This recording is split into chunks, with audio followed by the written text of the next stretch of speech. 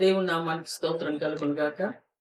ఈరోజు మీ మధ్యలోకి వచ్చి దేవుని వాక్యం ధ్యానించడానికి దేవుడు అనుగ్రహించిన సమయానికి దేవునికి స్తోత్రాలు చెల్లించుకుంటున్నాను.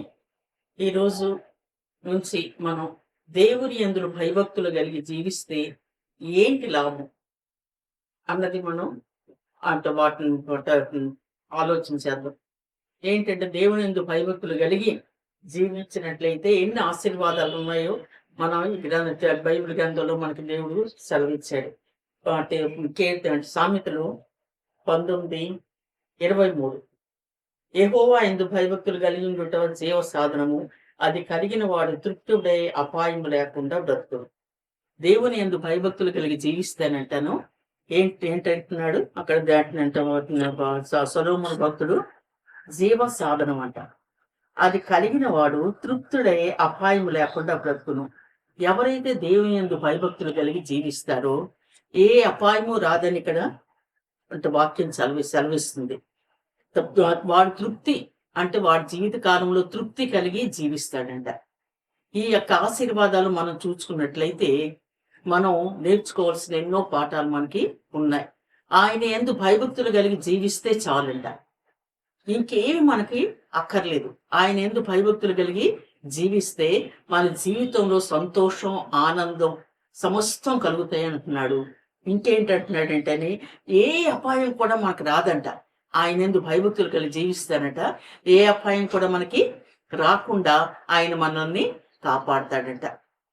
ఎంత గొప్ప ఆడినట్టు వాక్యం అండి. నిజంగాను ఎంతో గొప్ప ఆడినట్టు బలపరిచే వాక్యం మనకి దేవుడికి అనుగ్రహించాడు. ఈరోజు దేవుని యందు భయభక్తులు కలుగుంటే మన కుటుంబాలని దేవుడు ఆశీర్దిస్తాడు, మనల్ని ఆశీర్దిస్తాడు, మన ఆడినట్టు బిడ్డల్ని దేవుడు ఆశీర్దిస్తాడు.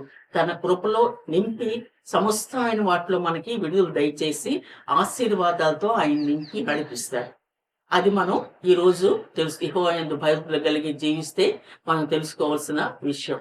కాబట్టి మనం దేవుడి దినము ఆయన యందు భయభక్తులు కలిగి మనం జీవించినట్లయితే ఆయన సెలవిచ్చిన ప్రతి ఆశీర్వాదాన్ని మనం పొందుకోగలం.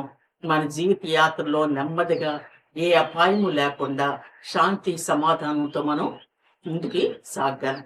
దేవుడు చిన్న వాక్యాన్ని దీవించినగా చిన్న ప్రార్థన చేస్తాం మీ గురించి. పరిశుద్ధం గల తండ్రి, కనుగల రాసాదయగల తండ్రి, ఈ ఉదయకాలం ముందు నా ప్రభు నా బిడ్డలందరితో కలిసి ప్రార్థించడానికి నీవు అనుగ్రహించిన ధన్యతకే నీకు స్తోత్రములయ్యా. కృపగల దేవుడు, కనికరం గల దేవుడు, దయగల దేవుడు, జాలిగల దేవుడు, నీ సంధిలోకి వచ్చిన వారిని తండ్రి నాయన నువ్వు నాయన ఎంతో ప్రేమించే దేవుడు కాబట్టి నా ప్రభా ఈ రోజు నీ అందులో భయభక్తులు కలిగి జీవిస్తే కలిగిన ఆశీర్వాదం మేము చెప్పుకున్నాం కాబట్టి నాయన మేమేమైతే తండ్రి నాయన నీ వాక్యాన్ని ధ్యానించాము ఆ సమస్త దీవెనల తండ్రి బిడ్డలు అటువంటి కుటుంబాలపై నిండుగా మెండుగా పొమ్మరించి నడిపించండి, సహాయం తెచ్చండి.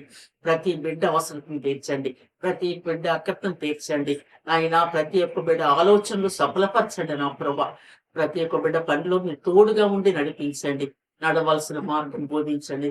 అలాగే అస్వస్థ ఉన్న ప్రతి ఒక్క బిడ్డను ముట్టండి, సంపూర్ణ స్వస్థ ఆరోగ్యంతో ప్రతి ఒక్క బిడ్డ నింపి నడిపించి నీకు చూపించమని ఆయన నీ రక్తంలో కడిగి శుద్ధీకరించమని ఈ రోజుకు రావాల్సిన ప్రతి దీవెన ఆశీర్వాదాలు నీ బిడ్డలమైన ఆయన పొందుకొని నేను మహిమార్థమై జీవించేటట్టు చూపించమని దీని ప్రార్థన అంగీకరించమని యేసయ్య నామమున కూర్చున్నాం తండ్రి. ఆమేన్.